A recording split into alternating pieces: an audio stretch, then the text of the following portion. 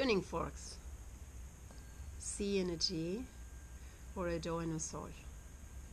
I use this to focus my energy.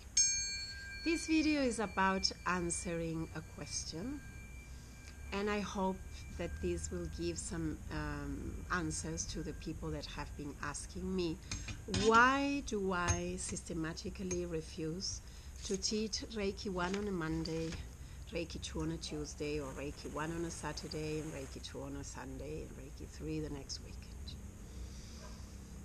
And the first thing I want to say is that I fully respect the different Master Reikis and the different schools. And you should research, listen to many videos, read many books, and find to which teacher you connect to, and then go with that one. If it is with me, great. If it is not, great also. You have to find who can teach you the way you want. And I'm writing a manual of Reiki. I'm almost finished. I am on the part of drawing, and I hope to have it up and going by December this year. I'm doing this video in 2019. And in that manual, I explain a lot more about this. But we could say that basically, Reiki was brought again up to the West, to the world, sorry, by Mikao Usui in Japan, and then he taught it to many students, many of whom are still alive and have been interviewed. I will put in the references the two books that I like more, The Japanese Art of Reiki and the Manual of Mikao Usui, which I find a great tool for every Reiki master to have and read and focus on. And one of those students, Takata, went to Hawaii to teach Reiki. And she kept the way that she was taught by Mikao Usui in Japan, and that was the way she taught. But after she died, we could say mainly, and this is said in a video, so you would read more about this in the book, that we could split in two: the Western Reiki, that incorporated some New Age concepts that do not belong to the Japanese Reiki, incorporated chakras that do not belong to the origins of Reiki, and many other things that were incorporated. And then it followed its own systems of speeding up, like usually in the West, the babies, when are they weaned, when are they got out of the beds of the parents, when are they toilet trained, and everything is a rush.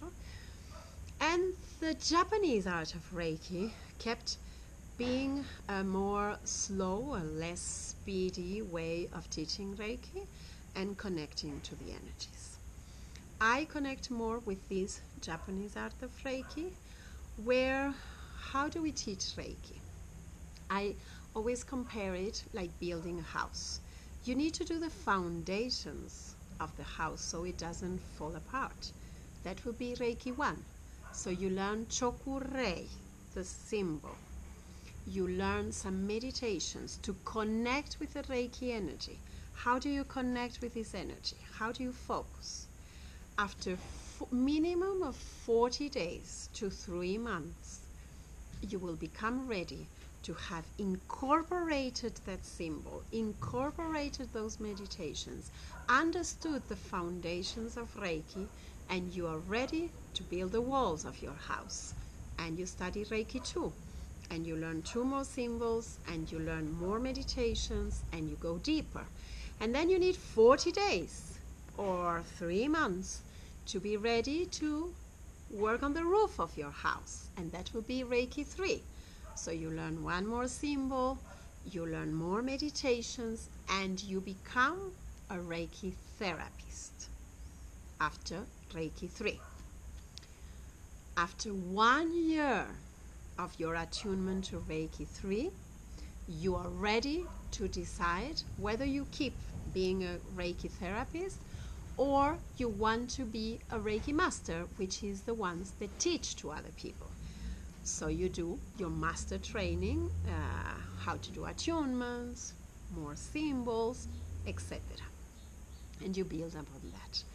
If you learn Reiki this way, which means that you take time to learn the symbols, draw the symbols, imagine the symbols, use the symbols in each level, and you go. You don't start a house by the roof.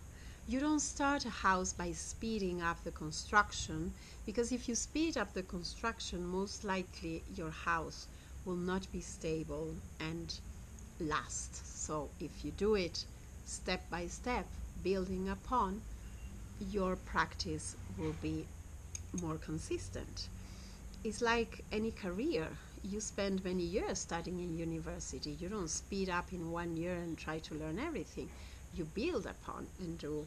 So for me, Reiki is the same. We work in the Japanese Reiki saying that we have like 5 elements of 5 important things that are for us the basis of what we do. The first is the Gokai, called by some the principles, called by some the precepts, the 5 principles or 5 precepts of Reiki.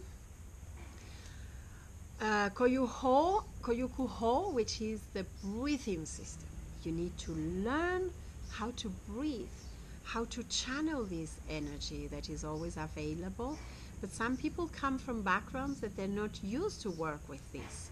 So we need to be able to work with this and build upon that.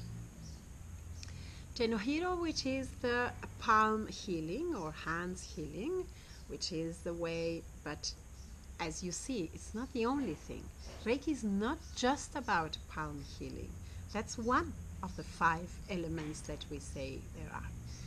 Shirushi, which are the symbols, very important. Humon, the mantras. And of course, you have to be attuned by a Reiki master, initiated or attuned to the level where you are. So you are attuned to level 1, and then you work with those energies. And then you become ready to work with 2 and with 3. So I fully respect all the schools of Reiki, and you need to decide with whom you want to study and how you want to study.